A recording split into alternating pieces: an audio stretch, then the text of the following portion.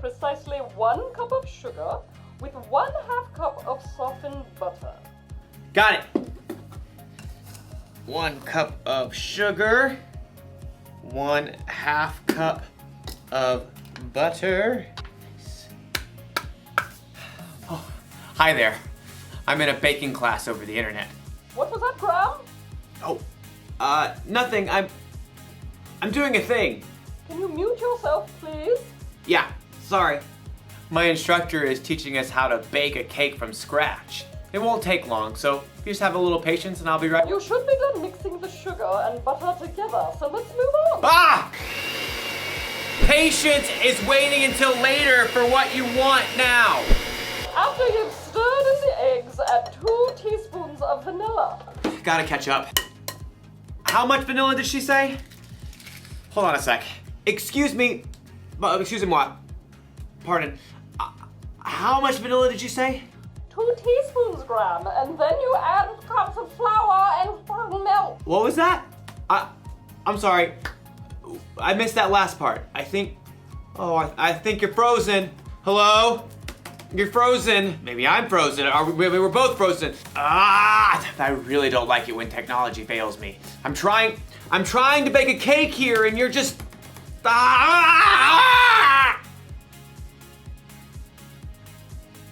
And I have to wait until it unfreezes before I can make my cake. You know, sometimes we have to wait for things when we really, really don't want to. Just like in today's story. And sometimes, also like in today's story, we don't wait. I am making this cake. How much milk and flour did she say? I don't know. We'll see you soon. Oh! Yeah. Yeah.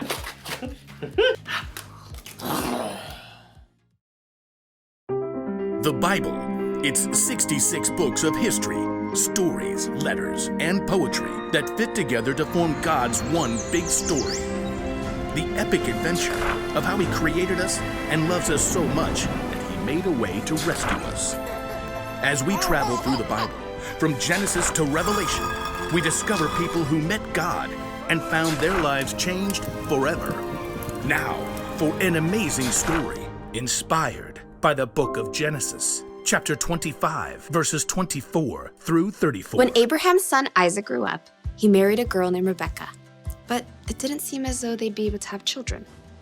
Please, God, give us children. But God answered Isaac's prayers, and Rebekah became pregnant with twins. Isaac, I'm pretty sure they're having a wrestling match in here. Oh, definitely boys. Rebekah asked God about the struggle she could feel. He told her, 2 nations are in your body. 1 nation will be stronger than the other. The older son will serve the younger one. When it was time for the babies to be born, they came out fighting. Esau was born first. He came out with a strong set of lungs and a head full of red hair. His brother Jacob was born moments later, still holding on to Esau's heel. How on earth did he manage that? The brothers shared the same birthday, but as they grew, that was about the only thing they had in common. Esau loved to roam far out into the wilderness.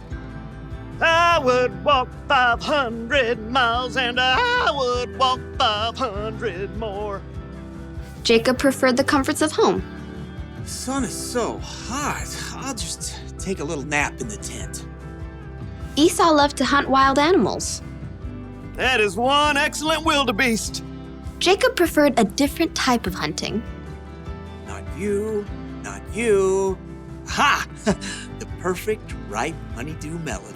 One fine morning, Esau headed out into the wilds in search of adventure and some nice, juicy venison. I'll feast tonight. But Esau went all morning without spotting a single rabbit. Ugh, should have packed a lunch. In the afternoon, he tracked a deer for hours, but he missed his chance as the deer sprang away. Ah! At last, Esau headed for home, defeated.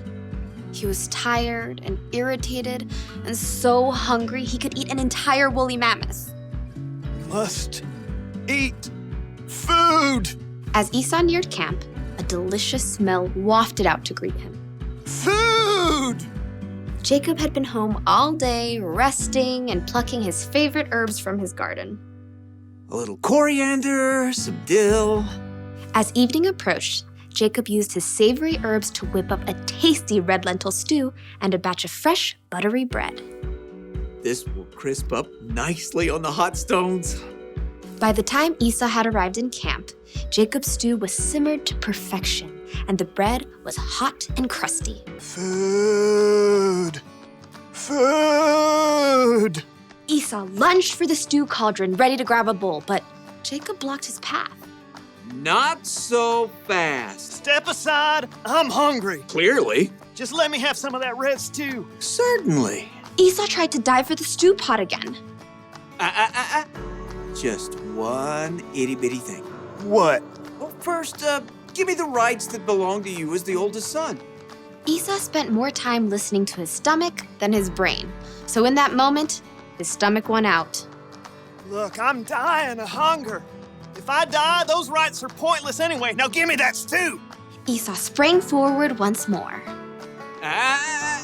Promise to give me your rights. Fine. Fine what? Fine, I promise. Promise what? I promise to give you my rights as the oldest. Cool. Help yourself. Jacob stepped aside as Esau hurled himself at the stew pot. Stew! Esau happily gorged himself on rich stew and fresh bread. But as his stomach filled up, he had time to stop and think again. Esau had just traded the rights of a lifetime for a meal that would only last him a few hours.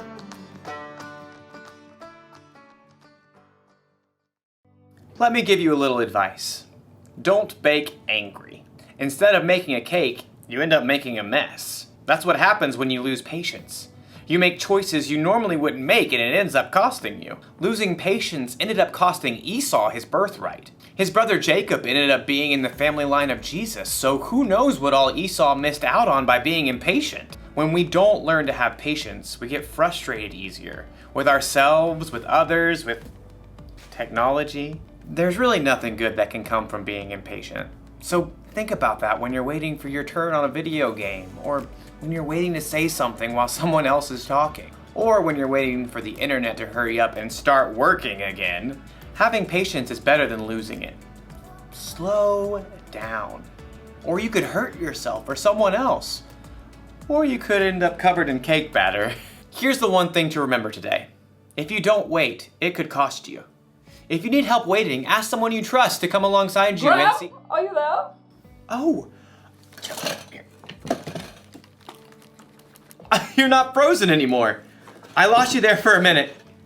Technical difficulties. I see. How's your cake? I think I'm gonna need another lesson. Very well. Same time next week? Sure, I can wait.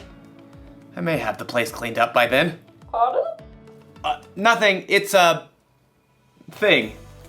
I'll see you next time. So, how much flour was I supposed to use? 2 cups. How much did you use? All of it? No, that was wrong. Okay.